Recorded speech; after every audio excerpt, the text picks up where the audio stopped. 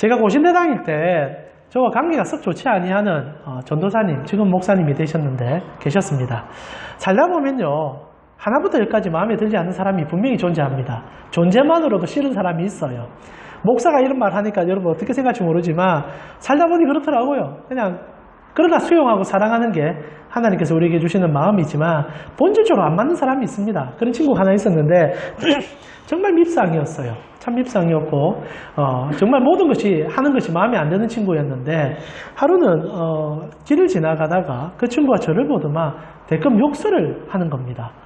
깜짝 놀랐어요. 뭐 관계도 썩 안 좋고 늘 티각티각 싸우는 친구인데 그래도 우리가 전도사라고 솔직한 표현으로 가면 쓰고 사람 만날 때가 한 번씩 있는데 그 친구도 제가 가면 쓰고 만나는 친구 중에 하나인데 그래서는 안 되는데 욕을 하니까 가면이 순간 벗겨져 버렸습니다. 욕을 제가 같이 해버렸어요. 그 자리에서 고신대학교 그 도서관 앞에서 지나가다가 친구가 욕을 하는데 순간 저도 저희 가면을 내던지고 쌍욕을 같이 뱉어버렸습니다. 주위에 많은 친구들이 있다가 기겁을 해버린 거예요. 그리고 이제 다툼이 시작된 겁니다. 그 친구가 막 저에게 달려와서 왜 나에게 욕을 하느냐? 네가 먼저 나에게 욕하지 않았느냐? 나는 너에게 욕한 적이 없다. 뭐라노? 내가 분명히 들었다. 그러면서 막 이제 화가 나서 서로 다투니까 그 친구가 울기 시작하는 거예요. 억울하다고. 나는 쓸데없는 욕을 들어먹었다 이겁니다. 그래서 네 왜 우냐? 내가 더 억울하다. 나중에 알고 보니까 이 친구가 한참 중국어 수업을 듣고 지나가다가 그날 이제 배운 단어가 니츠팔로마였던 겁니다. 오늘 우리 기나자매가 와 있는데 중국어로 저는 정확한 발음이 아닙니다만은 뭐 점심 먹었냐 이런 뜻이죠. 예, 니츠팔로마. 그래서 얘기를 들어서 저에게 지나가다가 제가 압니다. 욕인 거예요. 욕같이 들리잖아요. 그러니까 제가 지나니까 기분 나쁜 저에게 니츠팔로마 한 겁니다. 욕은 아니라 표현하지만 욕을 한 거죠. 물론 저 변명입니다. 그래서 제가 니츠팔로마 듣고 얼마나 욕인 줄 알고 그래서 또 제가 멍멍이 욕을 해버린 거죠. 그러니까 다툼이 일어나지 않을 수가 없었던 거죠. 그때는 제가 당연하다 생각했습니다. 그리고 너무나 그것은 할 수 있는 일이라 생각했고 그 친구가 악한 마음 품고 내게 먼저 그 짓을 했다라고 생각했습니다. 그래서 세월이 20년이 훌쩍 지났습니다. 그리고 지금 돌아보면 너무 부끄러워요. 그때 한 번만 더 생각해봤다며 그리고 그런 말에 제가 불끈할 게 아니었다며 그러나 지금 또 생각해보면 왜 제가 그 친구에 대한 선입관이 있어서 그 친구가 하는 모든 말이 저에게 좋지 않을 거라는 생각을 가지고 있었는지를 되물어 보는 거죠. 사람이 성장했다, 어른이 되었다는 것은 한 번 더 되짚어 보는 삶을 살아가는 것입니다. 어린아이들은 즉흥적이에요. 감정대로 표현하고 무언가를 말을 들으며 선악을 구분하려고 합니다. 그래서 저도 저희 자녀 셋이 지금 예배 드리고 있는데 뭔가 이렇게 얘기를 하면 아이들이 따져요. 왜 시켜요? 왜 시켜요? 그러나 어른들은 그렇게 안 하죠. 왜 시키는지에 대한 이제 한 번쯤은 생각해 봅니다. 그리고 되물어 보죠. 그 얘기가 왜 나옵니까? 만약 제가 그 당시 때 성숙한 신앙인이었다면 그 친구의 감정 상태를 떠나서 한 번쯤 물어봤겠죠. 너 왜 나에게 그런 표현의 말을 하냐? 이렇게 던지면 되는데 그러나 제가 가면을 벗어버린 거죠. 선입견으로 그 친구에게 폭언을 쏟아낸 겁니다. 결국 저의 잘못이고 저의 미성숙함, 저의 어린아이 같은 그러나 실제로 세월이 20년 지났지만 여전한 저의 모습을 보면서 많이 안타까움을 느끼게 됩니다. 여러분 어떻습니까? 예수님 만나고 신앙생활을 오랫동안 하시면서 신앙의 성숙을 이루고 계십니까? 여러분은 누군가가 무슨 말을 할 때 한 번 더 생각해 보시고 주님의 마음으로 세상을 보는 훈련을 하고 계시고 훈련되어지셨습니까? 근데 오늘날 너무 안타까운 게 한국교회가 너무 선입견에 물들어 있습니다. 종교인들의 선입견은 무서울 정도입니다. 세상을 판단하는 것이 마치 재단되어 있는 것처럼 자르고 그리고 너무나 쉽게 정죄하고 판단하고 나는 선하고 너는 악하다는 이분법에 익숙해져 있는 것이 우리 신앙인 것 같아요. 그래서 오늘 우리는 노아 홍수 사건 가운데 가장 오해를 불러왔던 한 사건, 우리로 착각하게 만들었던 선입관을 제시했던 사건을 다시 한번 되짚어보며 진짜 우리가 어떤 길을 걸어가야 될지를 점검해 보고 싶습니다. 그것은 까마귀입니다. 오늘 홍수가 끝나는 시점에 노아가 까마귀를 방주에서 내어보내는 사건의 기록을 읽었었습니다. 여러분 어떻습니까? 하나님께서 노아에게 시킨 일은 아니지만 노아가 처음으로 주도적으로 까마귀를 위에 있는 창문을 열고 내보는 일이 있죠.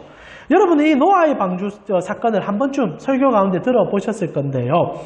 혹시나 이 까마귀 사건에 대하여 설교 가운데 들어보신 적이 없으십니까? 이 때문에 아마 좋지 않은 얘기를 들어보셨을 가능성이 매우 높다라고 생각합니다. 저도 주일학교 사역을 오랫동안 했던 사람이고 노아 홍수의 얘기가 나올 때 이 두 동물의 극렬한 대비를 가지고 설교를 만들었던 적이 있습니다. 사실 오늘 본문은 독특하게 대비사항을 유추해냅니다. 까마귀의 검은색, 그리고 비둘기의 흰색. 그래서 검은 것과 어두움을 비교시키며 선악과 선과 악을 구분시키는 내용처럼 비춰지는 본문이죠. 그래서 여러분 아신 분도 있고 처음 들어보시는 분도 계시겠지만 보통 오늘 본문을 가지고 설교를 할 때 까마귀는 부정적이고 악한 성도의 모습으로 비유를 시킬 때가 많습니다. 이런 얘기 혹시 들어보셨습니까? 까마귀를 내어 보냈는데 까마귀의 습성에 따라서 시체를 뜯어먹다가 결국 시체에 팔려서 돌아오지 않았다. 그러나 비둘기는 보냈는데 순종하며 돌아왔고 마지막에는 월계수익까지 물어왔다.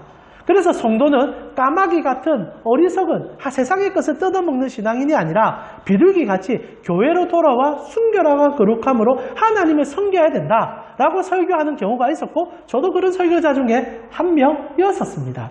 어떻습니까? 처음 들어보는 분도 계시고 우리 전사님 묻는 거 보니까 이런 설교 처음 듣는다 이런 느낌도 있는 것 같은데 근데 이게 비단 어린이 설교만 그런 게 아닙니다.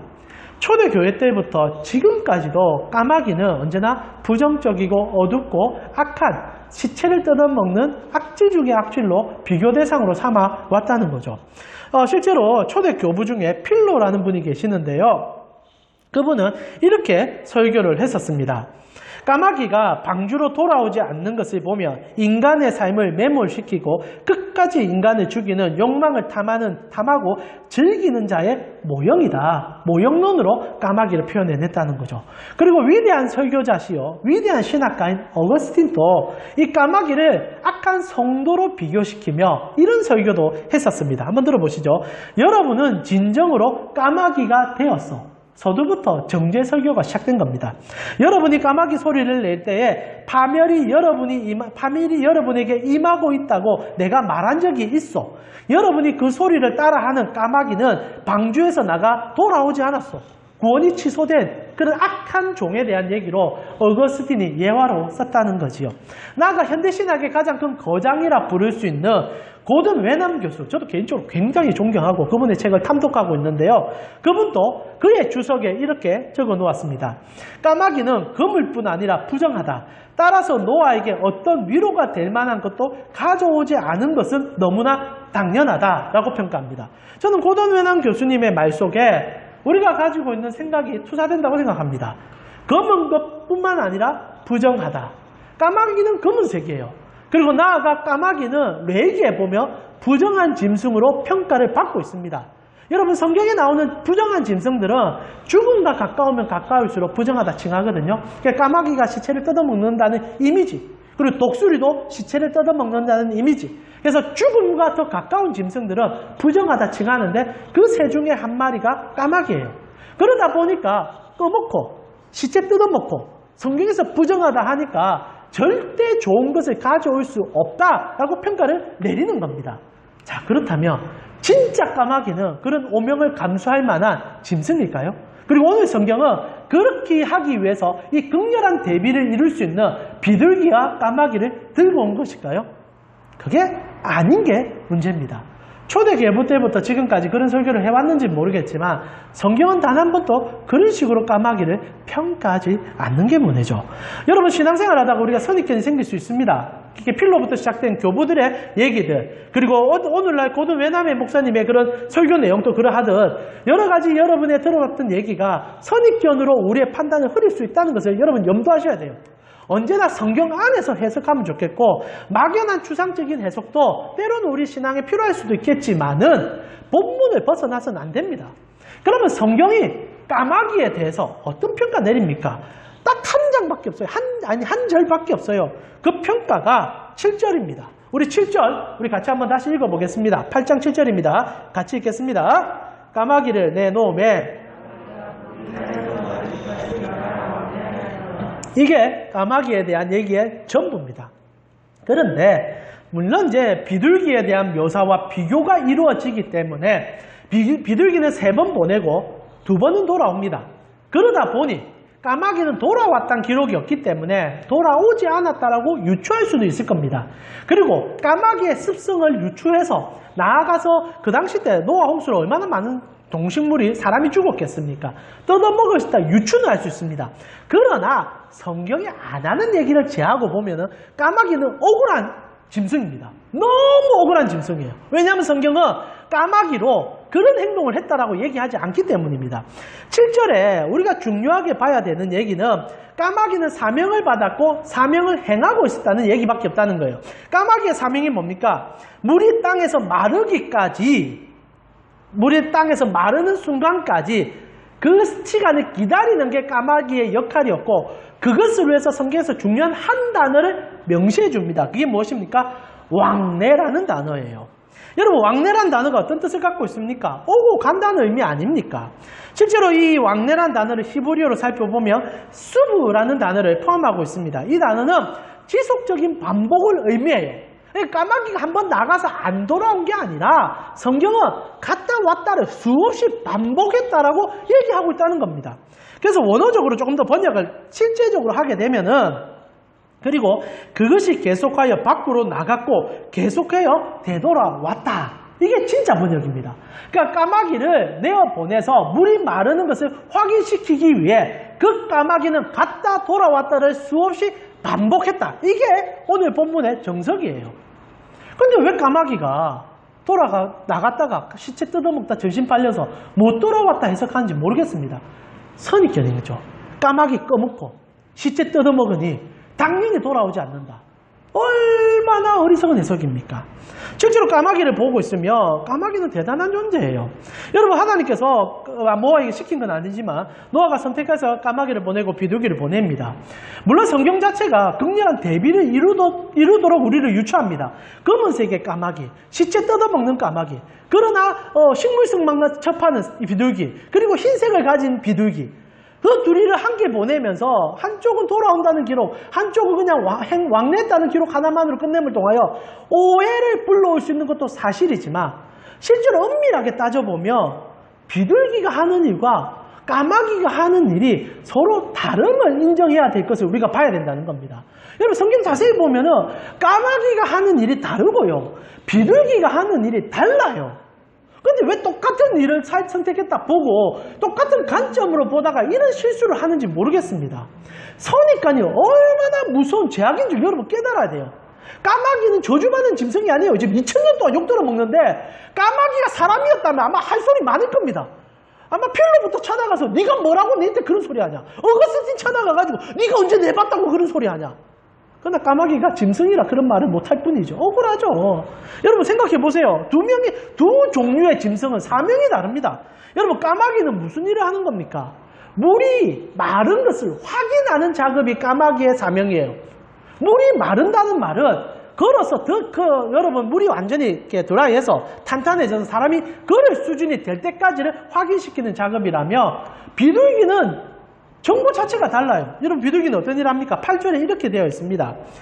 노아가 또 비둘기를 내놓아 지면에서 물이 줄어드는지를 알고자 했다. 이게 비둘기의 사명입니다. 비둘기는 무슨 일을 하는 겁니까? 물이 줄어드는 것을 확인하는 거예요. 그러니 한 번 보고 돌아오는 게 전부입니다. 왕복이 필요 없어요. 안 줄어들었네? 돌아오면 돼요. 조금 줄었네? 돌아오면 돼요. 근본 자체가 다른 겁니다. 비둘기는 드라이해서 완전 마를 때까지 끊임없이 확인해야 되는 작업을 했다며 비둘기는 한 번 가서 확인만 하고 돌아오면 되는 거예요. 업종 자체가 다르다는 얘기입니다. 근데 왜 같이 두루뭉실하게 포함을 시켜서 보는지 모르겠어요. 실제로 여러분 성경 얘기를 자세히 살펴보면요. 비둘기가 악해요. 까마귀가 괜찮아요. 오히려 까마귀 진짜 괜찮아요. 아마 제대로 설교한다면 까마귀 같이 헌신을 해라 얘기하는 게 맞을 줄 모릅니다. 비둘기는요 마지막 물이 드라이하고 난 다음에 안 돌아와요. 12절 보세요. 또 7일을 기다려 비둘기를 내놓음에 다시는 그에게 돌아오지 아니하였다. 욕을 듣는다면 비둘기가 들어야죠. 흰색이라고 칭찬한다는 게 말이 됩니까? 성경에서 좋은 역할로 불려진다 해서 이때 같이 칭찬받아야 되는 게 맞습니까? 아니죠. 오히려 변절자는 비둘기입니다. 돌아오지 않은 건 비둘기예요. 오히려 까마귀가 헌신되고 충성했습니다. 온전히 완전히 행했습니다. 자, 어떻습니까? 여러분 까마귀와 비둘기, 차구를 이때까지 혹시 안 가지고 계셨다면 다시 한번 생각해 보시면 되고 그리고 우리의 신앙을 다시 접목해 볼 필요가 있다는 겁니다. 여러분 왜 우리가 자꾸 까마귀를 변절자 악한 자의 표상으로 봅니까? 선입관 때문이죠. 검기에 부정하다고 칭해졌기에 까마귀의 그 성정 자체도 악하다는 평가를 우리는 너무나 쉽게 내리고 있다는 겁니다. 그러니 우리가 살아가면서 얼마나 많은 실수를 신앙생활 가운데 유발할 수 있었겠습니까? 여러분 신앙은요, 오늘 이런 말씀 드리면 여러분 어떻게 느낄지 모르지만 선입관을 부수는 것으로 성숙을 얘기할 수 있습니다. 신앙은 여러분 선입견이 없어지는 거예요. 어느 순간부터 우리 한국 교회는 흑백 논리가 너무 강해졌습니다. 그러나 예수 그리스도를 한번 살펴봅시다. 예수님 선입견이 있던가요? 예수님은 그 삶 자체부터 선입견이 없는 분이요. 죽을 때까지 선입견이 없이 죽으셨던 분입니다. 만약 그분이 선입견이 조금이라도 있으신 분이었다면 우리 구원받을 수가 없습니다. 우리는 동양인이고 우리는 동양 끝에 있습니다. 예수 그리스도와 전혀 상관없는 백성으로 태어났고 날 때부터 죄악 가운데 태어났던 자들입니다. 주님이 만약 선입관을 가지고 우리를 평가하셨다면 우리를 만나주지도 않았을 것이고 지금 우리 이렇게 예배도 드릴 수 없을 것입니다. 그러하기에 그리스도의 삶은 파격 그 자체이셨습니다. 그분은 태어날 때부터 인류가 가지고 있는 모든 선입관을 부수면서 시작하셨습니다. 어디서 나셨습니까? 구유에서 태어났습니다. 여러분 왕이 오시고 메시아가 오는데 어떻게 그 찬겨울에 구유에 태어날 수 있습니까? 그러나 그분의 선택은 처음부터 뒤집는 거였어요. 선입관을 박살시켰습니다. 그리고 선택하신 부모는 목수였습니다. 가난한 집안에 자청해서 들어가셨어요. 그리고 아버지는 일찍 요절합니다. 그리고 어머니 모시며 살며 평생을 굉장히 고생하셨습니다. 그리고 형제들도 예수님에 대하여 오해를 끝없이 했고 귀신 들렸다는 얘기까지 듣습니다. 그랬던 예수님은 우리를 향한 사랑 때문에 모든 선입견을 듣는 상황 속에서도 과감하게 선택하여 선입견을 줄 수 있는 상황으로 자신을 던져넣습니다. 그리스도의 사역은 끊임없이 가장 마이너한 인생들을 만나는 것으로 시작하여 끝내가는 인생이었습니다. 그분이 선택해서 만난 사람들이 대다수가 어떤 사람입니까? 창녀와 세리와 죄인들이었습니다. 오죽하면 성경에 이런 예수님의 파격적인 행동을 보면서 답답하여 이런 기록을 남겨놓습니까? 물론 우리로는 은혜지만은 누가복음 7장 34절에 우리 같이 한번 읽어볼까요? 그리스도의 선입견 얻는 행동을 여러분 마음에 한번 삼아 보십시오. 7장 34절입니다. 같이 읽겠습니다. 인자가 와서 먹고 마시매 너희 말이 보라 먹기를 탐하고 포도주를 즐기는 사람이요 세리와 죄인의 친구로다. 주님은 선입견이 없으셔서 없는 선입견으로 어느 곳이든 갈 수 있는 분이었습니다. 여러분 사람이 선입견이 생기면 갈 곳과 못 갈 곳을 구분해요. 여러분 목사이기 때문에 저는 못 갈 곳이 많습니다. 여전히 지금 저는 술을 못 마셔요. 그래서 우리 윤승호 집사님 가게 가도 늘 미안합니다. 목사라는 직분을 달고 있는 동안은 저는 술을 마실 수가 없어요. 교단법에 저는 매여 삽니다. 그래서 어느 날 제가 교단법을 벗어나는 은퇴의 시간이 오면 저는 또 다른 선택을 한 번쯤은 해보고 싶습니다. 그러나 여러분에게 제가 그렇게 말하고 싶진 않아요. 하나님이 주신 것들을 좀 누리셨으면 좋겠고 여러분 모든 것은 정도를 지나치면 그건 죄가 됩니다. 근데 정도를 지나치지 않는 것을 죄라고 명하는 것이 우리 종교생활 가운데 얼마나 많은 줄 몰라요. 그러나 그리스도는 그것을 다 뛰어넘으셨습니다. 여러분 그리스도께서 창기를 만나러 스스럼없이 찾아가셨어요. 여러분 제가 만약 예수님은 30살에 그러셨는데 지금 40, 50이 다 돼가는 제가 50이 다 돼가는 제가요 여전히 족쇄가 달려 있습니다. 저는 그래 못해요. 예수님처럼 창기들이 있는 곳에 찾아가서 주님이 당신을 사랑하고 우리 같이 동력해서 교회생활 해보자 말 못합니다. 여러분 교회 안에 그런 이제 소위 말하는 그런 직업을 가진 여성분이 우리 교회에 몰래 오셨어요. 그리고 예배드리면서 하나님의 은혜를 경험해 가요. 그런데 어느 날 우리가 깨닫게 됩니다. 아 저분 여전히 사창가에서 일하고 있다. 여러분 가서 여전히 동일한 자매로 대할 자신이 있습니까? 까마귀예요. 검은 여자예요. 그 여자는 처음부터 검은 사람이에요. 주춤할 겁니다. 어떻게 교회 와서 이번에는 직분을 아직도 안 버렸지? 왜 아직도 그런 일을 못하지? 그 사람 얘기 안 들어봅니다. 그 사람이 왜 그렇게 할 수밖에 없는지 몰라요.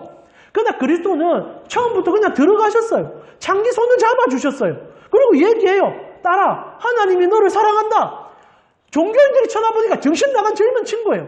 그러니까 누가복음 7장에 그렇게 얘기하는 거예요. 술 먹기를 탐하고 사람들에게 악한 소리 듣는 것만 골라서 하는 저 악독한 놈. 그러나 그리스도는 파격적이었습니다. 사람들이 매국노라 부르는 세리에게 찾아가서 왜 그렇게 사냐고 물어봅니다. 그리고 나와 함께 가자고 부릅니다. 그것이 12제자 중에 마태 아닙니까? 그런 파격적인 일을 누가 할 수 있습니까? 전 못합니다. 그리스도만이 할 수 있는 일이라고 저는 생각해요. 그리스도를 쳐다보면 선입견이 없어요. 모든 것을 뒤집고 모든 것을 엎어버립니다. 그리고 딱 하나만 얘기해요. 사랑한다. 사랑한다. 사랑한다. 진짜 사랑하는 거예요. 선입견이 없기 때문에 사랑할 수 있는 거예요.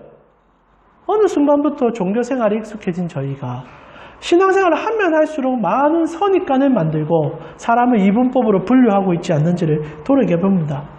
사랑하는 우리 가운데 성도님, 여러분에게 만들어진 흰색과 검은색은 없습니까? 어느 순간부터 성도들이 너무 흰색과 검은색을 구분해냅니다. 그럴 수 있습니다. 그리고 성경이 흰색과 검은색을 어느 정도 구분하고 있습니다. 그러나 꼭 기억하세요. 율법의 완성인 예수님께서는 그 구분마저도 하나로 통일하셔서 사랑으로 덮으셔서 온전함으로 끌어가셨다는 겁니다. 근데 우리가 너무 쉽게 재단하여 사람을 평가하여 깎아내리는데 혈안이 되어 있지 않는지를 돌아보게 됩니다. 까마귀는 억울한 짐승이요. 그리고 까마귀는 헌신된 순종의 짐승이었습니다. 여러분의 시선이 까마귀도 헌신할 수 있다는 것을 보는 순간 신앙의 지평이 완전히 달라질 수 있음을 인정하게 될 것입니다. 그리고 그 속에서 예수님 보게 될 거예요. 자, 그래서 우리가 선입견을 조금만 버리게 되면 오늘 본문은 너무나 다른 얘기들을 하기 시작한다는 겁니다. 이전에 많은 설교자들이 했던 것처럼 까마귀 자체를 정죄하고 그냥 부정해서 마치 정죄 설교에 사용할 수 있는 하나의 대상으로 이용하지 않는다면 까마귀는 새로운 지평을 열어주는 하나님 은혜가 어떤 것인지를 가르쳐주는 놀라운 짐승이 되어져 간다는 거죠. 여러분 오늘 가만히 보고 있으면요. 노아의 사역은 이 까마귀를 기점으로 전기와 후기가 나눠지는 것 같습니다. 정말 이 까마귀 하나로요. 노아의 신앙 연령 자체가 변화되는 것 같아요. 여러분 까마귀가 오늘 노아의 손에 의하여 창문으로 날림을 당합니다. 근데 이게 왜 파격적인가? 이전에 노아의 삶을 자세히 살펴보면 노아는요 언제나 수동적인 신앙인이었습니다. 물론 그의 삶을 한 단어로 표현한다면 순종입니다. 그는 하나님이 시키는 일을 묻지도 따지지 않고 다 한 사람이에요. 광신이라고 표현할 정도까지도 하나님의 명령이면 다 했습니다. 어떤 사람이 120년간 산 위에서 배를 만들 수 있습니까? 어떤 사람이 음식을 준비하라면 그렇게 준비할 수 있습니까? 노아는요 처음부터 끝까지 하나님이 시키면 묻지도 따지 않냐고 다 하는 인물입니다. 그래서 노아를 부를 때 우리는 순종하는 인물이라고 부를 수 있어요. 근데 이게 참 묘한 단어입니다. 순종은 좋은 것이고 우리 기독교의 가장 큰 미덕이긴 합니다. 그러나 진짜 순종이라는 것은 맹목적으로 맹신과 다름을 잊지 않는다면 우리는 순종에 대한 가치를 조금은 바꿀 필요가 있습니다. 이전에 노아의 삶은 맹신에 가까워요. 그냥 무조건 따릅니다. 그리고 무조건 행합니다. 교회가 이런 사람 좋아해요. 편하거든요. 근데 하나님도 이런 사람을 좋아할까라고 질문하면 아니에요. 예수님은 맹신하지 않습니다. 자신에게 맹신하는 제자들을 키우지 않았어요. 제가 예수님 바라보면서 가장 위로가 되는 것 중에 하나는요. 12제자 중에 한 명이 실패해서 돌아갔다는 게 저에게 위로입니다. 예수님이 제자를 키우는데 12명도 버거워하셨어요. 여러분 한번 생각해 보세요. 오늘날 교회가 수천 명을 케어하는데도 목사 한 명이 감당이 가능하다 얘기합니다. 그 거짓말 같지 않아요? 어떻게 한 사람이 수천 명을 관리합니까? 근데 그게 시스템이 받쳐준다 얘기예요. 그러면 예수님도 수천 명을 케어하고 관리했어야 됩니다. 근데 예수님은 12명 관리도 힘들어서 버거워하셨어요. 너무 다양한 인종들을 다 불러오고 세리도 불러오고 열심당원 불러오고 그리고 어부도 불러오고 그리고 어찌 보면 역사학자도 불러오고 그런 12명의 다양한 직종 가운데 불러와서 모아놓으니까 지지고 뽑고 싸우고 힘들어요. 그러다 보니 예수님께서 버겁게 12명을 케어하는 게 성경 전체의 얘기입니다. 힘들었다는 거예요. 그래서 저도 위로가 됩니다. 사람 바꾸는 게 쉬운 게 아니라는 거예요. 사랑의 그 자체인 예수님도 12명 케어하는 게 한계성이었다는 거죠. 실제로 통계학적으로 사람을 케어하는 거는 진짜 제대로 케어하면 10명을 넘어가면 잘 안 된다 얘기합니다. 그러니까 예수님께서는 10명보다 더 많이 하신 건 맞죠. 근데 문제는 그 중에 한 명이 아무리 사랑을 퍼줘도 안 바뀌어요. 결국 세상으로 돌아가 버리지 않습니까? 가룟 유다. 어떻게 보면요 실패했어요. 12명 중에 한 명이 탈락해버렸지 않습니까? 물론 예수님 대단하시죠. 그리고 그러하기 때문에 더 완성하신 거죠. 그러나 중요한 것은요 예수님께서 선입관 없이 제자들을 대했다는 사실입니다. 가룟 유다 배신할 거 아는데도 받아주셨어요. 끝까지 자신을 옆에 두셨어요. 왜? 처음부터 선입관이 없는 분이니까. 그러니까 우리가 오늘 본문에 보게 되면은 노아가 참 재밌는 게 뭐냐면 이렇게 하나님을 따르는 모습 속에서 언제나 수동적으로 기계처럼 움직였던 마치 로봇 같은 인생이었는데 오늘 처음으로 주도권을 가지고 자기가 하나님과 함께 동력하는 자임을 보이고 있다는 거예요. 이것을 우리가 성숙이라 부릅니다. 여러분, 신앙은 로봇가 아니에요. 한국 교회는 로봇을 원할 줄 모르겠고 목사들이 로봇을 원할 줄 모르겠고 저도 그러할 줄 모르겠지만 하나님은 그걸 원하지 않습니다. 하나님은 지지고 볶고 싸우는 제자들을 원했어요. 한 명은 배신해서 돌아가도 상관없다고 생각할 정도로 그들을 품으셨어요. 왜냐하면 제자 12명에게 주도권이 있었고 그들은 교회를 세워가야 될 인물들이기 때문입니다. 시켜서 하는 것도 좋습니다. 그러나 사람이 성숙하면 시키지 않는데도 할 수 있는 사람이 되어야 합니다. 신앙 안에서 말입니다. 그래서 노아가 오늘 처음으로 그 수백 년의 세월 속에 주도권을 가지고 까마귀를 날리고 있다는 거예요. 이것은 혁명입니다. 신앙의 혁명이 일어난 거예요. 까마귀를 보내는 그 순간 노아가 배 안에서 1년 동안 얼마나 급격한 신앙의 변화가 이루어졌는지가 보여지는 장면이에요. 이전에는 그냥 시키면 다 하는 인물이었습니다. 물론 그렇다요. 인생 자체를 무조건 주도권을 갖고 휘두르는 인물이 된 게 아니에요. 신앙의 균형이 생깁니다. 오늘 비둘기 보내고 까마귀 보내잖아요. 그러면서 확인도 하고 자기 나름대로 능동적으로 하나님의 사역에 동참합니다. 그런데도요. 방주가 물이 다 빠지고 말라버린 걸 아는데도 배에서는 안 나가요. 하나님은 나가라 할 때까지 기다립니다. 절묘한 조화가 노아 안에 이루어져 간다는 거죠. 이제는 한쪽에 너무 치우쳐 있었는데 이제는 성숙되어 검은색과 흰색의 중간인 회색이 노아에게 주어진 색깔이 되었다는 겁니다. 회색이 나쁜 색깔이 아니에요. 그리스도 안에서 신앙인은 회색이 되어야 할 줄 모릅니다. 어둠에도 저할 줄 알고 빛 가운데는 더더욱 거할 줄 아는, 그래서 빛을 가지고 어둠 속에 나아가 보여줄 수 있는 사람들. 노아가 오늘 신앙의 주도권을 가지고 하나님을 향하여 비둘기도 날리고 까마귀도 날리고 있는 거예요. 능동적으로 사역하는 겁니다. 근데 단순히 그냥 날리는 게 끝나는 게 아니라 지금 노아의 이 까마귀를 보내는, 비둘기를 보내는 사역은 하나님의 사역을 담고 하자는 열망의 사역이라는 겁니다. 이걸 이제 비둘기가 까맣다 하여 보지 않는 그것을 거둬들이며 보이는 성령의 사역이 보입니다. 여러분, 오늘 노아가 비둘기를 보내고 까마귀를 보내는데 보내는 목적이 사실상 은유적으로 좀 드러나 있습니다. 조금 기쁨의 얘기이긴 하지만은 1절을 보니까 이렇게 되어 있어요. 하나님이 노아와 그와 함께 방주에 있는 모든 들짐승과 가축을 기억하사 하나님이 바람을 땅 위에 불게 하심에 물이 줄어 들어가고 있습니다.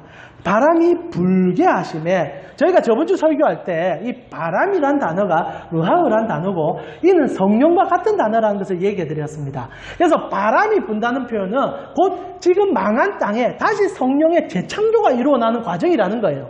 성령 하나님께서 창세기 1장 2절의 표현 그대로 성령님이 임하셔서 물을 물려나게 하시고 그 땅을 살려 다시 인간이 생존할 수 있는 땅으로 만들어 간다는 겁니다. 그래서 이것은 창조 섭리에 대한 얘기예요. 근데 노아가 이걸 흉내내고 있는 거예요. 교만한 행동이 아니라 주님의 창조 사역에 자기의 손을 얹으려고 하는 겁니다. 그래서 8장 8절에 비둘기를 보낼 때 이렇게 기록이 남아있어요. 그가 또 비둘기를 내놓아 지면에서 물이 줄어드는지를 알고자 합니다. 8장 1절에 줄어들고 있는 상황에 줄어드는지를 알고자 하는 거죠. 무슨 말입니까? 주님이 서 계신 그곳에 나도 가겠다는 겁니다. 주님이 일하는 곳에 내가 의도를 가지고 열정을 가지고 주님과 동력하겠다는 거예요. 주님 일하십시오. 나는 기다리겠습니다. 이게 신앙이 아니라 주님이 저기 계시면 미친 듯이 저기 뛰어가고 주님이 저기서 일하고 계시면 저기를 바라보고 뛰어가는 것. 그게 지금 노아의 변화라는 거예요.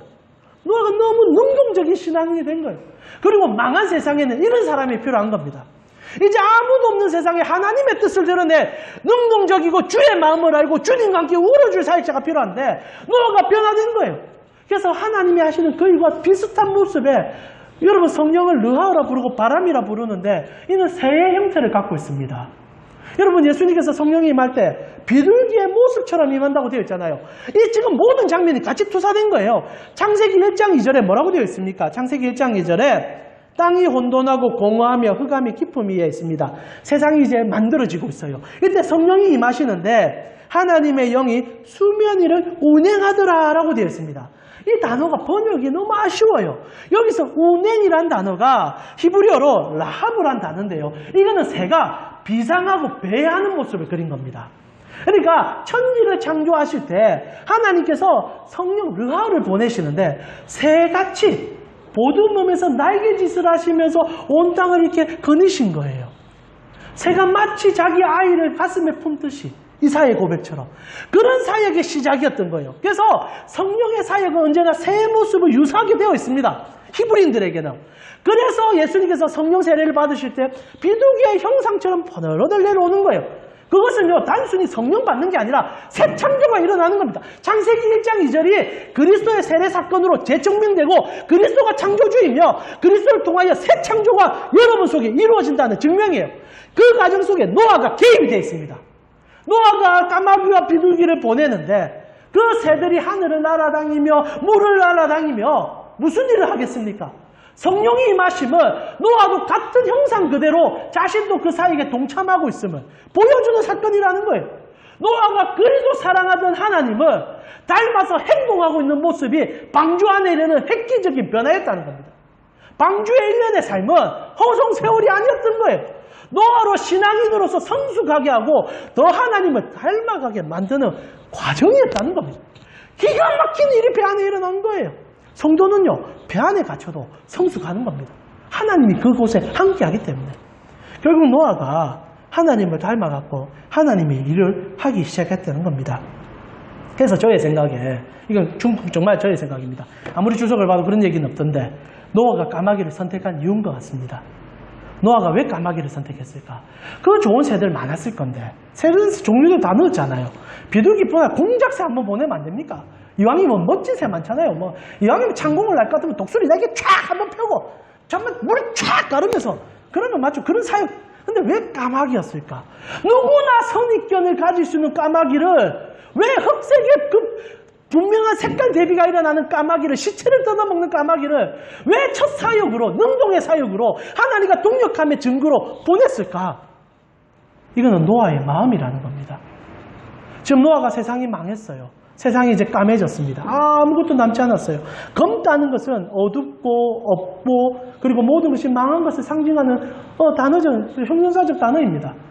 그런데 노아가 세상이 검해진 걸 알아요. 근데 문제가 뭐냐? 자신도 검었다는 거예요. 내가 흰색인 줄 알았는데 배 안에 있는 동안 자기도 깨달았어요. 내가 살아남은 것은 희서 살아난 게 아니라 나도 검은데 하나님이 은혜로 살려줬구나. 그래서 그 검은색의 까마귀를 창공에 날리는 거예요. 아무리 검은 나도 하나님을 의지하여 날아가며 물이 말라 따라지는 그 사역 가운데 동참할 수 있는 거구나. 그래서 처음으로 선택한 게 까마귀인 겁니다. 왜? 까마귀가 자기고 자기가 까마귀인 거죠.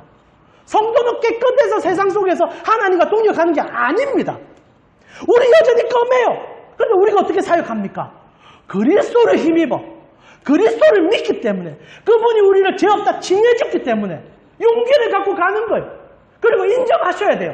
나는 희고 너는 검었다가 아닙니다. 너도 검었고 나도 검었다. 근데 내가 먼저 사랑을 맛봤다. 이게 예수쟁이에요. 너 죽일 놈, 나 살 놈, 그게 아닙니다. 우리 똑같아. 근데 나는 사랑을 먼저 맛봤다. 그리고 손을 내밀어 함께 사랑하자. 지금 노아가 바라보고 하나님이 바라보는 세상의 첫 시작이라는 거죠. 그래서 저의 생각입니다. 그래서 노아가 간절한 마음을 담은 거예요. 까맣지만 그 무엇보다 빛을 발해줄 수 있는 하나님을 볼 수 있는 여러분 어둠이 있기 때문에 빛은 더 밝은 것 아니겠습니까? 그 마음을 담아서 까마귀를 창공에 날려보내고 소명과 사명을 담아서 끝없이 확인해보라 하지 않았겠습니까? 저는 오늘날 크리스찬들이 이런 신앙의 하나님을 향한 열정들이 부재함이 참 안타깝습니다.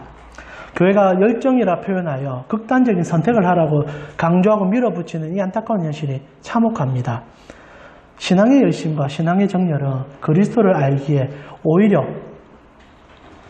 회색이 되어 죄 가운데 있는 사람들을 측은히 여기고 나도 죄인임을 알기 때문에 품어주며 내가 받은 사랑으로 그들 속에 들어가는 것이 진짜 신앙 아닐까요?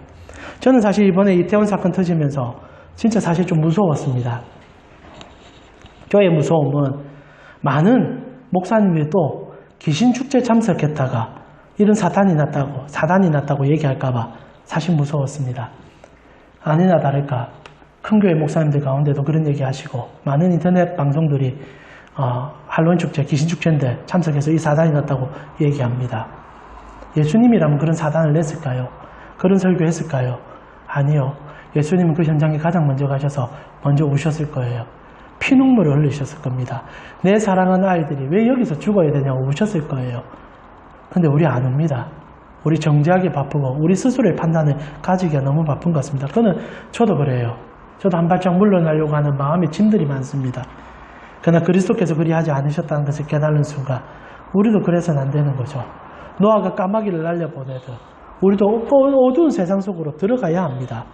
그리고 그곳에서 진짜 빛을 보이고 경험해야 되지 않겠습니까? 빛이라 착각하는 자들의 무리 속에만 모여있다며 우리는 더 큰 어둠을 불러올지도 모릅니다. 어둠 속에 가셔야 내가 빛임을 깨닫습니다. 내가 소명자임을 알게 되는 것입니다. 그래서 바울이요, 우리에게 이런 얘기를 하며 오늘 설교를 마무리하고 싶습니다. 디모데전서 4장 4절에서 5절 말씀입니다. 우리 같이 한번 읽어볼까요? 바울의 말입니다. 하나님께서 지으신 모든 것이 선함에 감사함으로 받으면 버릴 것이 없나니 하나님의 말씀과 기도로 거룩하여 지민이라. 이제 구분하지 맙시다. 흙이 있는 게 아니고 백이 있는 게 아니에요. 있다면 흙밖에 없습니다. 근데 빛 대신 하나님이 찾아와서 우리 살려줬어요. 빛이라 칭해줬어요. 그럼 이제 너무 고마워서 주님께 가야죠. 1만 달란트 탕감 받은 자가 100데나리온 빚진 자를 찾아가 멱살 잡는 게 우리 신앙이 되어버렸습니다. 탕감 받은 것을 이해하는 자들은 하나님의 사랑으로 남을 탕감해 줄 수 있게 될 것입니다. 오늘 이 시간 이번 한 주 살아갈 때 여러분이 빛이 아님을 잊지 마시고 강렬한 주님의 빛을 경험하시면서 그 빛으로 이 어두운 세상 속에 살아가며 어두움을 품고 나아감을 통하여 주님으로 더욱더 살아갈 수 있는 여러분이 되어지기를 더 축복합니다.